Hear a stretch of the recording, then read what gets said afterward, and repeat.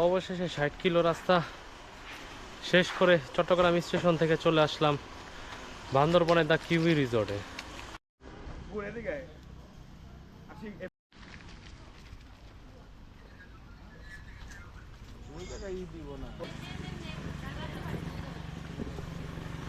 গরম ওই সাইড প্রচুর গরম, প্রচুর গরম এবং খুব ভিতরের দিকে ওনাদের ওয়েটিং রুম থেকে তাদের যে কটেজগুলা একটু ভিতরের দিকে। আরে পানি তো দেখি বাজে অবস্থা, বাট যে যাই করেন এই গরমকালে পাহাড়ের সাইড না আসাটাই ভালো। Welcome to Bandarban.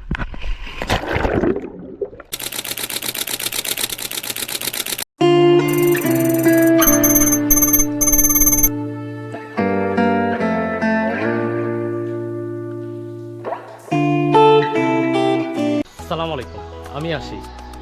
সবাইকে ঈদের শুভেচ্ছা, ঈদ মুবারক। আজকে ঈদের দ্বিতীয় দিন আজকে আমরা ঢাকা থেকে যাচ্ছি বান্দরবনে। 2 দিন ঘোরাফেরা করে তারপর ঢাকার দিকে ব্যাক করব। এখন অনেকে বলতেছে যে বান্দরবনে নাকি অনেক সমস্যা, অনেক প্রবলেম এবং অনেক কিছু চলতেছে। তো বান্দরবনে যাওয়াটা কতটুকু আমাদের জন্য ঠিক হবে কি হবে না এই জিনিসটা আসলে। তো আমরা বান্দরবনের যে রিসোর্টে যাচ্ছি সেটি হচ্ছে দ্য কিউবি রিসোর্টে এবং সেটি নাকি শহরের দিকেই। তো এই রিসোর্টে আমাদের জিজ্ঞেস করা হয়েছিল যে আমরা কিভাবে যাব বা ওখানে কোনো সমস্যা হবে কিনা। তো ওদের পক্ষ থেকে বলা হয়েছে যে ওরা আপনারা আসেন, কোনো ধরনের সমস্যা হবে না। হচ্ছে আমরা হলো প্রাইভেট কারে করে। তবে এই ট্যুরটি বাজেট ফ্রেন্ডলি কোনো ট্যুর না যে বাজেটে আমি যাচ্ছি। আর হচ্ছে যে কোথায় কিভাবে খরচ হবে, কোথায় কোন টাকা কোথায় গেল, কোথায় খাওয়া দাওয়া করলে ভালো, অবশ্যই ডিটেল আমি আমার এই ভিডিওতে দিব। আমি যাচ্ছি হচ্ছে নোবেলের ফ্যামিলির সাথে। তাহলে চলে দেখে আসি বান্দরবন। যেহেতু আমরা সকালবেলা চিটাগাংয়ের উদ্দেশ্যে রওনা দিয়েছিলাম, তাই আমরা কুমিল্লায় রেস্ট নিয়ে ব্রেকফাস্টটি মিয়ামি রেস্টুরেন্ট থেকে সেরে ফেললাম। ঢাকা থেকে 80 কিলোমিটার দূরে মিয়ামি হোটেলের রেস্টুরেন্ট আসলাম, এসে সকালে ব্রেকফাস্ট শেষ করলাম।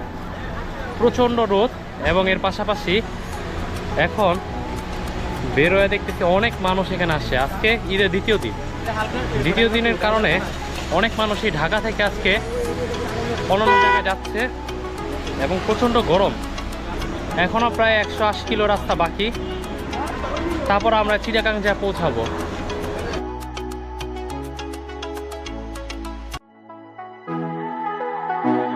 অলরেডি 6 ঘন্টা টানা জার্নির পর ঢাকা থেকে চিটাগাং চলে আসলাম। সকাল 9টার দিকে রওনা দেওয়া হয়েছিল আর এখন বাজে হচ্ছে 3টা। গত বছরের মতো এই বছরও আমরা হোটেল সৈকতে আসছি। হোটেল সৈকতটা হচ্ছে স্টেশন রোডের সাথেই পড়ছে এই হোটেলটা। এখানে আজকে চট্টগ্রামে একদিন স্টে করে আমরা কালকে চলে যাব বান্দরবনের উদ্দেশ্যে।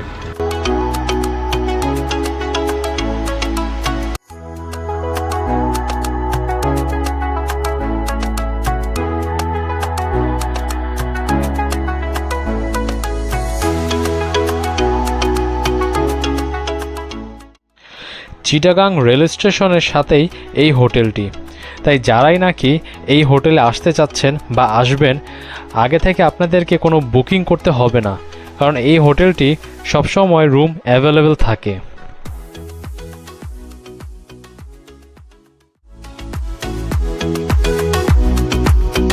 ফ্রেশ হয়ে আমরা সবাই দুপুরে খাবারের জন্য বাঙালিয়ানা ভোজ নামক একটি রেস্টুরেন্ট থেকে দুপুরে খাবার সেরে ফেললাম। যেহেতু আমাদের পরের দিন বান্দরবন যাওয়ার প্ল্যান ছিল, সেদিন আমরা চিটাগাং বারকট রেস্টুরেন্টে গিয়েছিলাম খাওয়া দাওয়ার জন্য এবং ঘুরে আসলাম সেখান থেকে।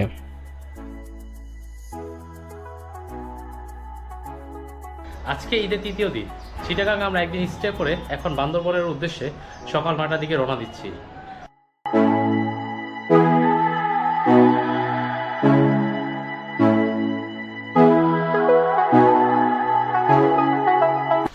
অবশেষে 60 কিলো রাস্তা শেষ করে চট্টগ্রাম স্টেশন থেকে চলে আসলাম বান্দরবনের দ্য কিউই রিসোর্টে।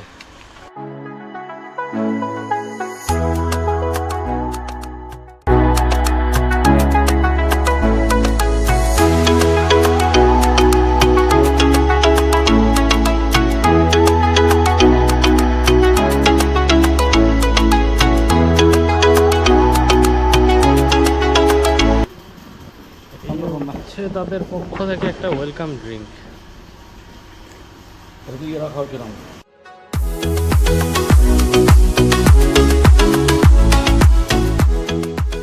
গরম ওই সাইড, প্রচুর গরম, প্রচুর গরম। একটু এখন বের হবো কিন্তু না। কটেজ গুলো ওদের আরো ভিতরে, অনেক ভিতরে। আমি তো আগেই বলছি তো। এখন বাজে 11:30। এখন তারা আমাদের রুম দিচ্ছে, আমরা রুমের দিকে যাচ্ছি। দেখি রুমের কি অবস্থা, এবং খুব ভিতরের দিকে। ওনাদের ওয়েটিং রুম থেকে তাদের যে কটেজগুলা একটু ভিতরের দিকে। এই তোমরা দুষ্ট লোকেরা কি বলতেছো কথাবার্তা পাহাড়ি লোকদের নিয়ে? হ্যাঁ, দুষ্টু ছেলে, না না না, জিজ্ঞাসা করলাম। কি জিজ্ঞেস করতেছো? জানতে চাচ্ছ কি? এটা সুন্দর তো। আপনাদের দেখাই, দেখেন এখান থেকে ভিউটা জাস্ট দেখেন। হ্যাঁ হ্যাঁ, এই যে আপনারা যারা ঢাকা থেকে সরাসরি বান্দরবন এই রিসোর্টে আসবেন, তার জন্য বান্দরবনে 3 ধরনের বাস অ্যাভেলেবেল আছে। একটি হচ্ছে হানিফ এন্টারপ্রাইজ, সৌদিয়া কোচ, আর হচ্ছে সেন্ট মার্টিন হুন্ডাই। 3 ধরনের বাস ঢাকা থেকে বান্দরবন সিটি পর্যন্ত সরাসরি আপনাদেরকে নিয়ে আসবে। ভাড়া হচ্ছে 800 থেকে 900 টাকার মধ্যে। প্যাকেজ হিসেবে 2টি রুম আমাদের বুকিং করা হয়েছিল 2 রাত 2 দিনের জন্য। একটি রুম ছিল যেটিতে নাকি 3 জন একসাথে থাকা যাবে, সেটি হচ্ছে 20,500 টাকা, এবং একটি কাপল বেড ছিল, সেটি হচ্ছে 15,500 টাকা। এর সাথে আছে 3 বেলা খাবার। তবে 3 বেলা খাবার আমাদের প্যাকেজে নেওয়ার কারণ ছিল আশেপাশে কোনো রেস্টুরেন্ট ছিল না যেখানে যে আমরা খাওয়া দাওয়া করব। এখান থেকে বান্দরবনের পাহাড়ি কিছু সৌন্দর্য দেখা যাবে। রিয়েলি গ্রেট ভাই। এদিকে যদি মনে করেন একটু বৃষ্টি পড়তো, বুঝছেন, জায়গাটা খুবই সুন্দর হইতো। একটু বৃষ্টি পড়তো, বাতাস থাকতো, বাতাসও নাই, দেখছেন পাতা কিন্তু নড়ে না ওরকম। বেশি দিন হয়নি সুইমিং পুলটা হয়েছে। হ্যাঁ, এই হচ্ছে সুইমিং পুল।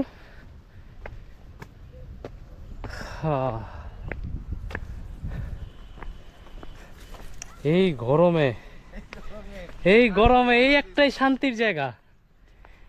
এই গরমে আরে পানি তো দেখি বাজে অবস্থা। পানি ধরে না কতদিন হয়েছে, ক্লিনিং নাই। ও প্রচন্ড গরম, প্রচন্ড গরম, বাতাস একদম নাই।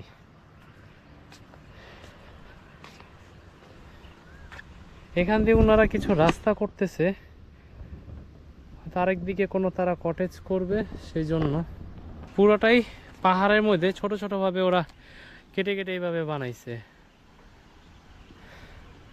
ঠিক আছে, রুমে যাই, ড্রেস চেঞ্জ করি, সুইমিং পুলের দিকে চলে আসি। যাই করেন, এই গরমকালে পাহাড়ের সেট না আসাটাই ভালো।